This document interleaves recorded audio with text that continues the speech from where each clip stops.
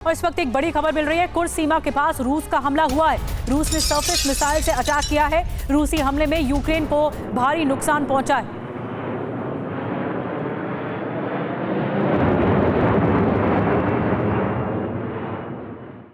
और एक और बड़ी खबर आपको बता दें, कुर्स्क में रूसी सेना का यूक्रेन पर पलटवार। हमले में यूक्रेन के कई ठिकाने तबाह हो गए। रशियन नेशनल गार्ड ने हमला किया है।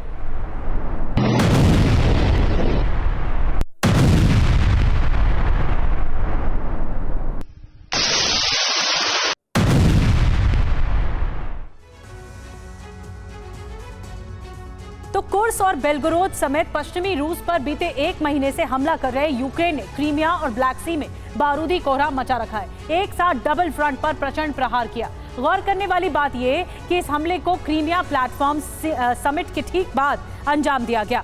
ऐसे में सवाल खड़ा होता है कि क्या क्रीमिया प्लेटफॉर्म समिट में ब्लैक सी और क्रीमिया पर हमले का प्लान तैयार हुआ? देखिए इस खास रिपोर्ट में।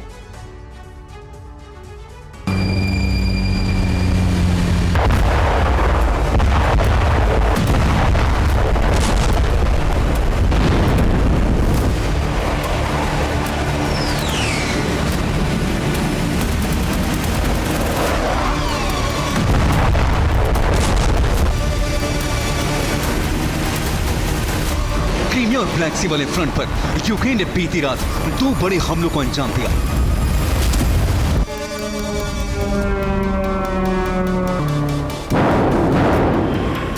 और इसी के साथ ही क्रीमिया से लेकर काला सागर तक बारूदी कोहराम मच गया।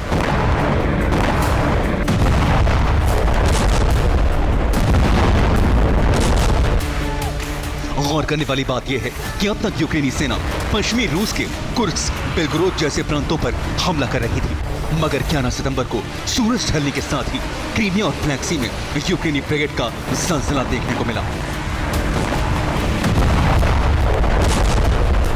आपको बता दें, क्रीमिया में रूसी वायुसेना का Su-30SM लड़ाकू विमान तबाह हुआ और रूस के फाइटर जेट ने क्रीमिया के साकी एयरफील्ड से उड़ान भरी थी। दावा है कि यूक्रेन ने बैनपैट डिफेंस सिस्टम से विमान ध्वस्त किया। यूक्रेन का दूसरा अटैक, ब्लैक सी में मौजूद रूस की क्रिम 2 ऑयल रिज पर यूक्रेन का हमला। रूस की क्रिम 2 ऑयल रिज क्रीमिया और ओडिशा के बीच मौजूद है। दावा है कि बोट्स में सवार यूक्रेनी कमांडोज ने ऑयल रिज पर धावा बोला। इन दो हमलों के साथ ही यूक्रेन ने क्रीमिया और ब्लैक सी फ्रंट पर फिर से अपना दबदबा कायम करने का ऐलान किया। सबसे अहम बात यह है कि इन हमलों को क्रीमिया प्लेटफॉर्म समिट के चंद घंटों बाद अंजाम दिया गया। Не залишимо в неволі, я хотів би, щоб це чули.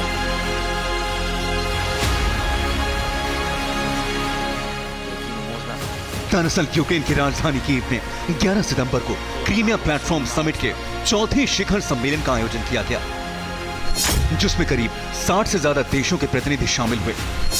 अमेरिकी विदेश मंत्री एंटनी ब्लिंकन भी समिट में मौजूद थे। वहीं ब्रिटिश विदेश मंत्री डेविड लैमी समिट में शामिल हुए। लिथुआनिया लातविया के राष्ट्राध्यक्ष भी समिट में मौजूद थे। आपको बता दें, सितंबर 2021 में यूक्रेनी प्रेसिडेंट ज़ेलेंस्की ने क्रीमिया प्लेटफॉर्म समिट की नींव रखी थी।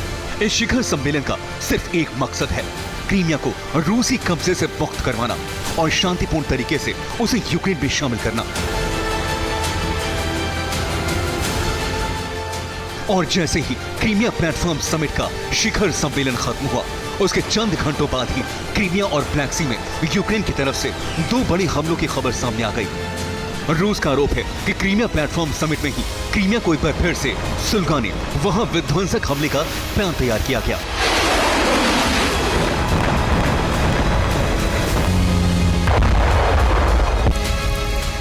जहां एक तरफ यूक्रेन ने सेवेस्तोपोल के एयर जोन में रूस के लड़ाकू विमान को शॉट डाउन किया, तो वहीं यूक्रेनी फौज की तरफ से सबसे भीषण अटैक ब्लैक सी में मौजूद क्रिम 2 ऑयल रिज पर देखने को मिला।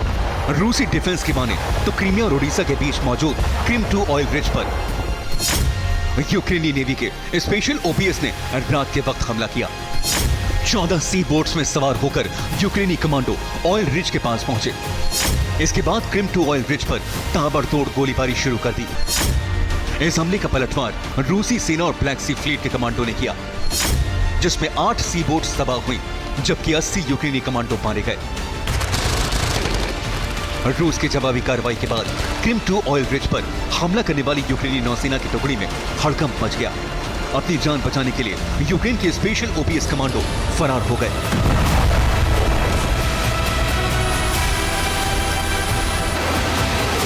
जहां एक तरफ क्रीमिया और ब्लैक सी में यूक्रेन ने जंग का शंखनाद किया, तो वहीं उसके जवाब में रूस ने समंदर में चीन के साथ मिलकर अपनी ताकत की जबरदस्त नुमाइश की।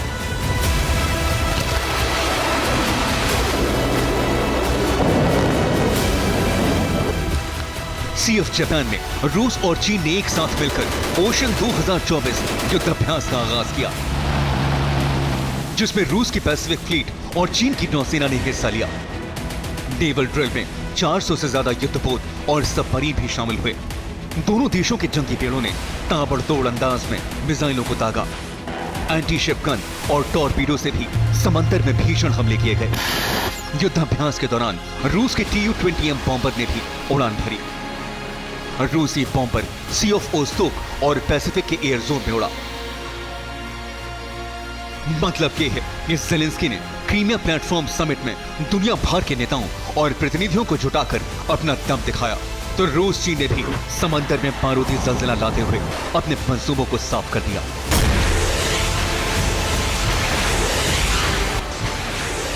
Bureau report, TV9 Bharatvarsh.